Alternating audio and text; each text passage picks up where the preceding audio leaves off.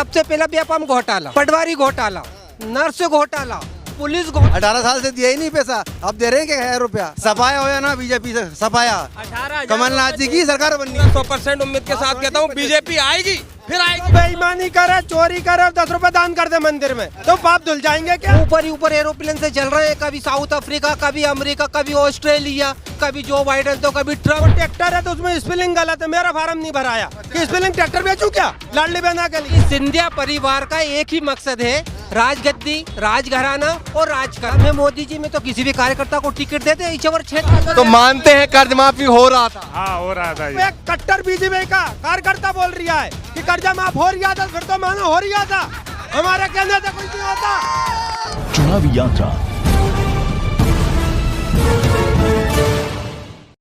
नमस्कार, मैं ज्योतिष चौहान। चुनाव का वक्त हो और चौराहे पर चुनाव की चर्चा हो ना, ऐसा हो नहीं सकता। इस वक्त हम बरखेड़ी गांव में मौजूद हैं और तमाम मजेदार जनता हमारे साथ मौजूद है, उनसे बातचीत करने वाले हैं। चूंकि ऑफ कैमरा भी काफ़ी तमाम लोग बोल रहे थे, कुछ लोग यहाँ बीजेपी के समर्थक भी हैं, कुछ लोग यहाँ कांग्रेस के समर्थक भी हैं, तो तमाम लोगों से बहुत मजेदार बातचीत होने वाली है।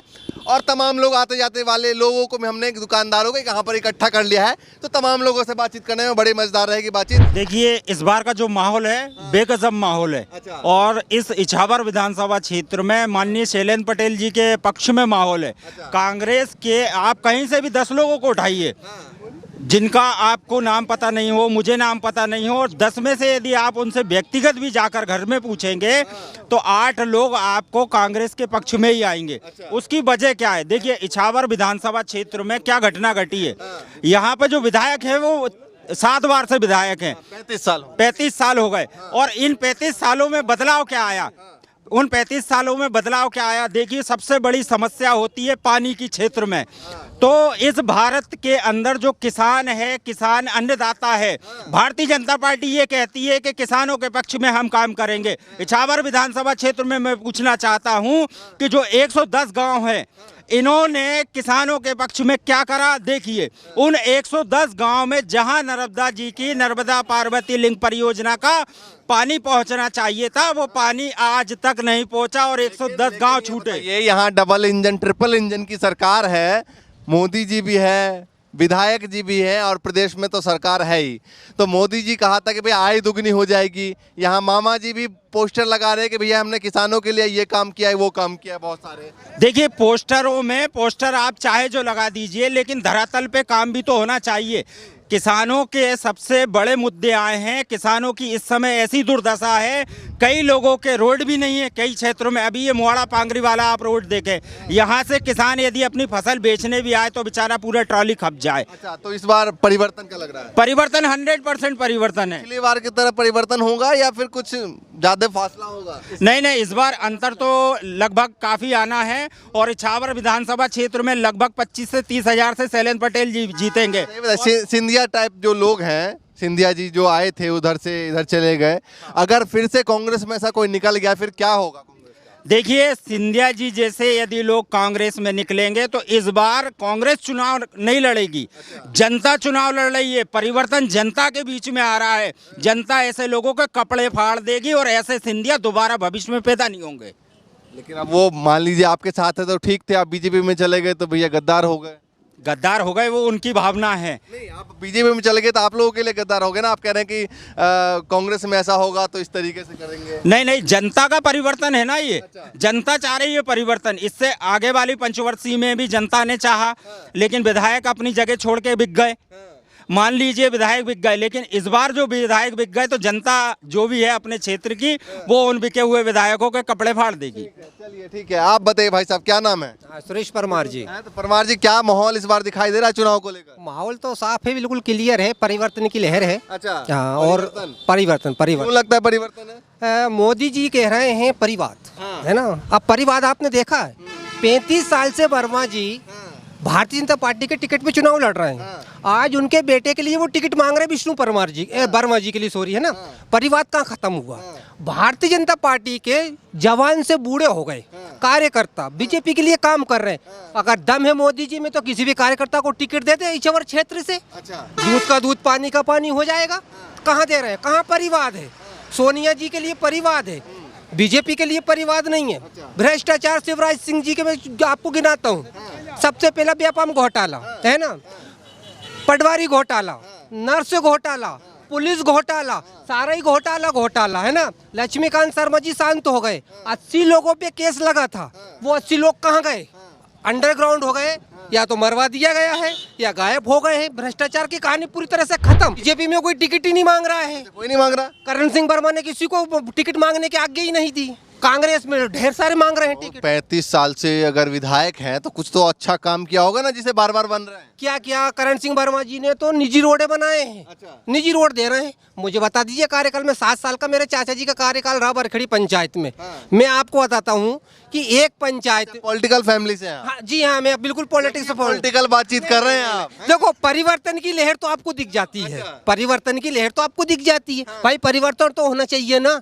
सारा मुद्दा आता है राहुल गांधी और सोनिया गांधी पे, परिवाद परिवाद परिवाद। परिवाद कहाँ नहीं चल रहा, मुझे आप बताइए। दम है। कैलाश विजयवर्गीय का बेटा, आपको क्या मालूम है? आपको कैलाश विजयवर्गीय के बेटे को टिकट दे दिया गया, उनको महासचिव बना दिया गया। आप दूसरे कार्यकर्ता को दो ना बीजेपी के। भाई बीजेपी का कार्य वोट कौन पकाता है? नेता पकाते हैं क्या? नहीं, कार्यकर्ता पकाता है वोट। काम कौन करता है, मेहनत कौन करता है? कार्यकर्ता। आज तक किसी कार्यकर्ता को टिकट दिया मोदी जी ने? बताइए मुझे। वो तो खुद कह रहे हैं कि भैया मैंने चाय की दुकान से लेकर यहाँ तक पहुँच गया, तो भाई आम जनता पहुँचे ना वहाँ। तो राजीव गांधी का वो ऊपर से आसमान से टपक गए, वो भी तो नेहरू जी ने भी मेहनत करी सन 57-47 में।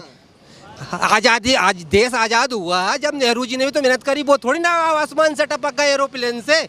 भाई अब उनका भाग्य था, उनकी किस्मत थी, योग थे कि वो राजनीति घराने में पैदा हुए। अब इनकी वो क्या बोलते हैं, इनका योग नहीं था, इनका वो नहीं था। अब ये चाय वाले के यहाँ पैदा हुआ, उसमें क्या कर सकते हैं? मेहनत करके आगे बढ़े ना। तो मेहनत तो सभी कर रहे हैं ना। राहुल गांधी, अच्छा बता दीजिए मुझे, मोदी जी आज तक 1 किलोमीटर चले क्या? राहुल गांधी जी ने कितने हजार किलोमीटर की यात्रा पूरी की? बताइए मुझे। 3,500। मोदी जी 3 किलोमीटर चल के बता दे हमें। ऊपर ही ऊपर एरोप्लेन से चल रहे हैं, कभी साउथ अफ्रीका, कभी अमेरिका, कभी ऑस्ट्रेलिया, कभी जो बाइडेन तो कभी ट्रम्प। क्या है ये? क्या है ये? कभी मोदी जी आए? अच्छा एक बात हो, मोदी जी कहते हैं कि भ्रष्टाचार खत्म होना चाहिए। दिल में भर के रखा था क्या? रुके, हाँ रुके। भ्रष्टाचार खत्म होना चाहिए। मान रहे भ्रष्टाचार खत्म हुआ क्या मध्य प्रदेश में? हुआ क्या? आपसे पूछ रहा हूँ मैं। मामा जी तो कह रहे हैं कि भैया इतना अच्छा काम किया हमने। मामा तो कल ही शेडोल में 100 झूठ बोल कर आए हैं। 8-10 जिले बना दिए, 15-20 विधायक बना दिए। क्या करें? जहाँ जाते हैं साधना सिंह जाती हैं, वो बोलते हैं कि शिवराज जी आपको झूठ बोलना है, बस सच तो बोलना ही नहीं है आपको। क्यों लगता है आपको ऐसा? तो आपको देखो ना, वो महिलाओं के लिए जो गिनवा रहे हैं कि महिलाओं को 1,000 रुपए दे रहे हैं, युवाओं को 8,000 प्रशिक्षण के दे रहे हैं, और तमाम चीजें वो जो गिनवा रहे हैं, उसमें कितनी सच्चाई है? अगर ऐसी इतनी उपलब्धियां होती तो 19,000 पटवारियां के नाम से ये अभी 15 दिन से वहाँ पड़े नहीं रहते हैं। अच्छा। महिलाओं की बोल रहे हैं ना, एनसीसी की महिलाएं, 7,000 महिलाएं अपने बच्चों को ले जाकर, लाइव टेलीकास्ट चल रहा है उसका टीवी पर, बच्चे रो रहे हैं, बोर हो रही हैं, बरसात आ रही है, उनके शिवराज जी बाहर आके भी मिले तकात नहीं है। और लोगों से भी बातचीत करते हैं। आपका क्या नाम है भाई साहब? सचिन मेवाड़ा भाई साहब। हाँ, तो क्या लग रहा है इस बार का आपके हिसाब से? इस बार क्या है, टक्कर ही है भाई साहब। अच्छा, टक्कर है बीजेपी में, दोनों में टक्कर है। हाँ, ऐसा नहीं है, मामा जी ने काफी काम किया है। कम से कम अगर योजना गिनवाई जाए तो कम से कम 51 योजना है भाई साहब। अच्छा। एक तो लाडली योजना, गरीबों को, सुनो क्या है, सुनिए। अब क्या है, आदमी तो क्या है जमीनी स्तर से बात करता है कि मैंने ये कर दिया, मैंने कांग्रेस ने ये कर दिया।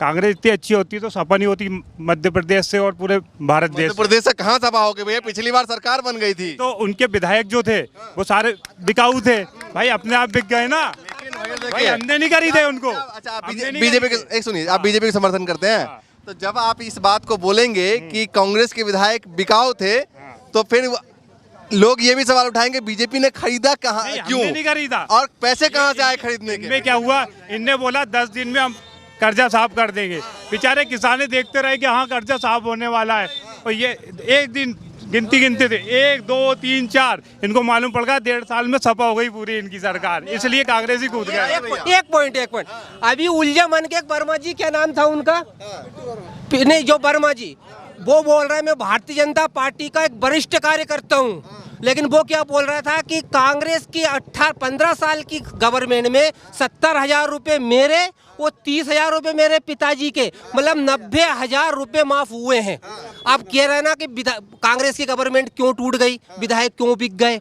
सिंधिया जी का एक वाक्य याद दिलाता हूँ आपको, जब कांग्रेस में थे, क्यों जा रहे हैं, बोले मैं इसलिए जा रहा हूँ कांग्रेस पार्टी से कि मुझे कर्जा माफ नहीं करने दिया जा रहा है। अच्छा। कमलनाथ जी कर्जा माफ करने नहीं दिए जा रहे हैं। अच्छा। आज मुझे पता जी किसानों के हित के लिए गए, वो इसके लिए गए।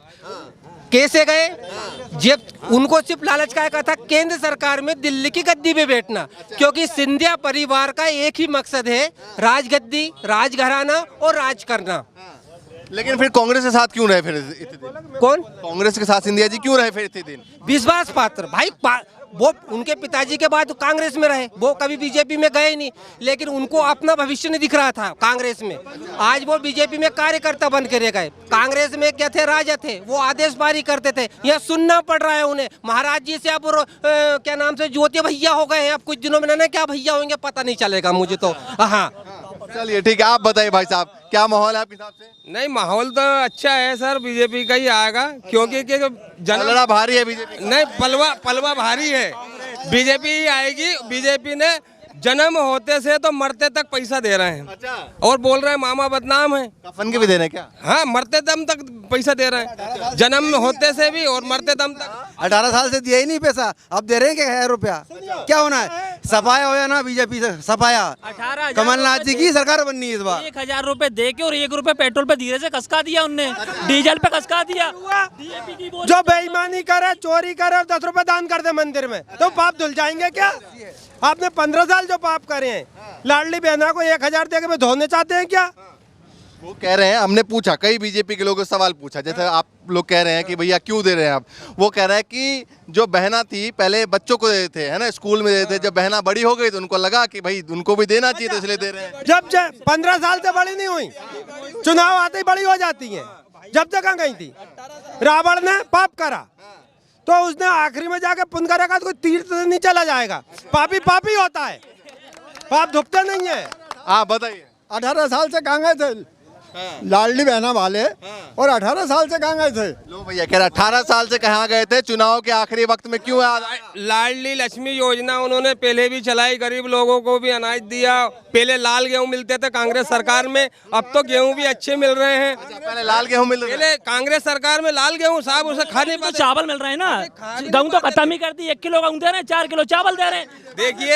देखिए मेरी बात सुनिए, जो ये है ना जानवर नहीं खा पाते थे, ऐसे गेहूं उनके कांग्रेस सरकार ने दिए थे पहले।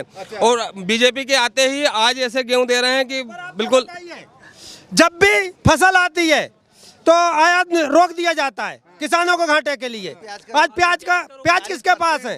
किसान के पास है, उसका निर्यात रोक दिया, 40% टैक्स लगा दिया। किसका घाटा हो रहा है? अभी जो गेहूं विदेश से मंगा रहे हैं, तब विदेश से गेहूं मंगाना था, पहुंचाए चो कहाँ का गेहूं है? भारत के नागरिक का गेहूं है, मध्य प्रदेश का गेहूं है। अब पहले बेचते, उससे पैसा कमाते हो। मध्य प्रदेश की जनता के इस बार मुद्दे कौन कौन से होंगे, 2-4 जो सबसे ज्यादा आपके चाय चौपाल पे चर्चाएं होती है? सबसे ज्यादा मुद्दा होगा कर्ज माफी का। अगली बार भी काफी लोगों को कर्ज माफ हुआ, और उससे पिछली बार 50,000 तक। जैसे सुनिएगा, हमारा भी कर्जा माफ करा सर कांग्रेस ने, और उनको मौका ही नहीं मिला साहब। उनको है नहीं, उनकी कमलनाथ जी के बाद इनके बिकने के 50,000 का मेरा हुआ। अच्छा, आपका भी हुआ? हाँ 50,000। आप कह रहे हैं भैया कर्ज माफी नहीं हुआ, वो कह रहे हैं कर्ज माफी हुआ। नहीं सुनिए सर, कर्ज माफी तो हो रहा था, पर कर्ज माफी इनने क्या है 1.5 साल लगा दिया। इस चक्कर में कर्ज माफी जिन लोगों का रिया वो रह गया था, वो वापस हो नहीं पाया। तो मानते हैं कर्ज माफी हो रहा था? हाँ हो रहा था, ये तो सही। सरकार तो गिर गई तो कहाँ से? जब एक कट्टर बीजेपी का कार्यकर्ता बोल रहा है कि कर्जा माफ हो रहा था, फिर तो मानो हो रहा था। हमारे कहने से कुछ नहीं होता, इससे पूछो। इस बार कर्ज माफ मेरा हुआ है। कितना हुआ? 50,000। सर बात तो 10 दिन की थी ना, बात तो ज्यादा जल्दी तो 15 लाख में से काट लीजिए। 15 लाख में कर्जा माफ हुआ क्या? मेरा खुद कर्जा था 15 महीना तक रही है कांग्रेसी ने, मेरा 1 रुपया माफ नहीं हुआ। बात आपका कितना हजार था? आपका कितना हजार कर्जा था बताइए। बात सुनिए कर्जा था 15 महीना कांग्रेस सरकार रही, हमारा कोई कर्जा माफ नहीं हुआ। कर्जा कितना था जब बताइए। 2 लाख था। 2 लाख नंबर नहीं आया। एक तो डिफॉल्टर का कर्जा माफ हुआ, भले ही 2 लाख था, और एक 50,000 तारे कर्जा था उनका हुआ। ऐसा एक भी किसान बता दो जिसका डिफॉल्टर कर्जा माफ नहीं हुआ हो। जस्ट मिनट दो, मैं ये चाह रहा हूँ कि जो मोदी जी कह रहे हैं, शिवराज जी कह रहे हैं कि कांग्रेस रेवड़ी बांटती है, रेवड़ी किसानों के लिए 2,000 रेवड़ी ही है।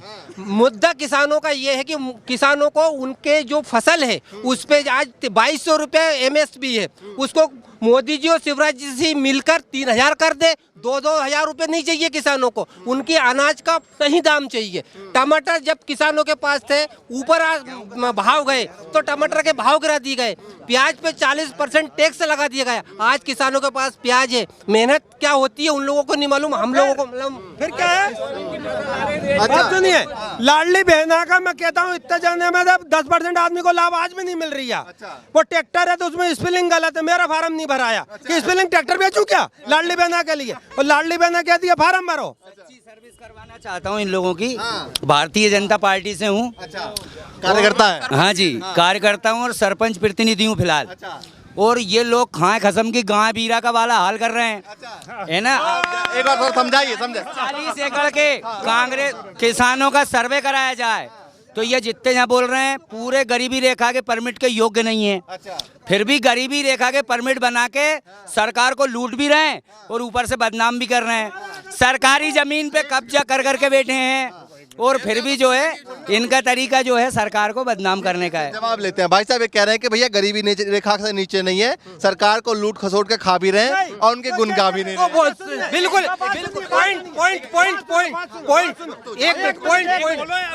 एक मिनट, जय रिश्वतखोरी किसके राज में हो रही है? अगर परमिट जब सरपंच साहब बीजेपी के बोल रहे हैं कि लायक नहीं है गरीबी के, परमिट किस कितने पैसे लेके बनाए? पॉइंट पे ध्यान देना। हमारे माननीय सरपंच प्रतिनिधि जी स्वीकार कर रहे हैं कि जिनका परमिट नहीं बनना चाहिए उनके परमिट बने हुए हैं। सर एक मिनट राज मेरा, एक मिनट राज मेरा हो किसी सत्ता किसकी थी, कर्मचारी किसके थे? भ्रष्टाचार की बात आ गई ना, उजागर हो गई ना कि भ्रष्टाचार चरम पे। बोला आपके भ्रष्टाचार का आरोप लगा दिया इन्होंने। मैं ये कहना चाहता हूँ, जो किसी पे एक उंगली उठाता है 3 उंगली उसकी तरफ भी जाती हैं। इन सबके जो है 70% लोग इनमें से भ्रष्टाचार से मिले हुए हैं।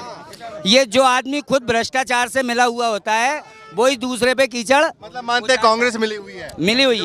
ये लोग कांग्रेस के सपोर्टर हैं पूरे। की बात कर रहे हैं लेकिन बात होना चाहिए प्रदेश की। ये ग्राम बरखड़ी की बात कर रहे हैं। प्रदेश में सर मैं आपसे पूरा 100% उम्मीद के साथ कहता हूँ बीजेपी आएगी, फिर आएगी बीजेपी। साफ हो जाएगा, साफ बिल्कुल साफ। कांग्रेस बीजेपी आएगी पर लोग बिक जाएंगे जब आएगी बीजेपी। सुनो जनता है नहीं, जनता कांग्रेस चुनेगी पर बीजेपी के लोग खरीद लेंगे जब बीजेपी आएगी। क्यों लगता है आपको? लगता है आपने देखा नहीं है बे, आपने देखा नहीं है बे कितने विधायक गए, बाहर कर दिए उनको। जो बिकने वाले थे वो एक भी नहीं आएगा, जो बिकने वाले थे वो एक भी नहीं आएगा, उनको टिकट ही नहीं मिलना है। 100 जल्दी साहब ये कह रहा है कि हम लोगों ने खरीद लिया तो भाई हमारे पास क्या इतना पैसा था? अब भाई आपकी सत्ता थी, आपकी कांग्रेस के विधायक थे, आपके विधायकों को अच्छी सुविधा नहीं मिली इसलिए आपके विधायक हमारे पास आए। उन्हें खुद मालूम था किसान का नुकसान हो रहा है, वो किसान विधायक थे, ईमानदार विधायक थे। इस चक्कर में जल्दी बताइए कौन बढ़िया लग रहा है? अभी मामा जी आएंगे, फिर आएंगे मामा जी। मामा से अच्छा हुआ ना होगा भारतीय जनता पार्टी कांग्रेस आएगी। नहीं BJP sir, Congress BJP Congress. जब अच्छे दाम किसी को भी मिलेंगे तो वो बिकेगा क्यों नहीं? देखिए भैया तमाम लोगों से बातचीत करते हैं, अलग अलग मुद्दे हैं, भ्रष्टाचार का मुद्दा भी है जो लोग उठा रहे हैं क्योंकि बीजेपी कांग्रेस पे आरोप लगा रही है और कांग्रेस बीजेपी पे। हालांकि 3 महीने बाद पता लगेगा कौन सा मुद्दा जो है वो असरदार है जनता के लिए, कौन सा मुद्दा योजना जो है वो जनता के लिए असरदार है, ये देखने वाली बात है। फिलहाल 3 महीने बाद पता लगेगा, लेकिन इसी तरीके से ग्राउंड पर जाकर लगातार माहौल दिखाते रहेंगे। फिलहाल के लिए नमस्कार।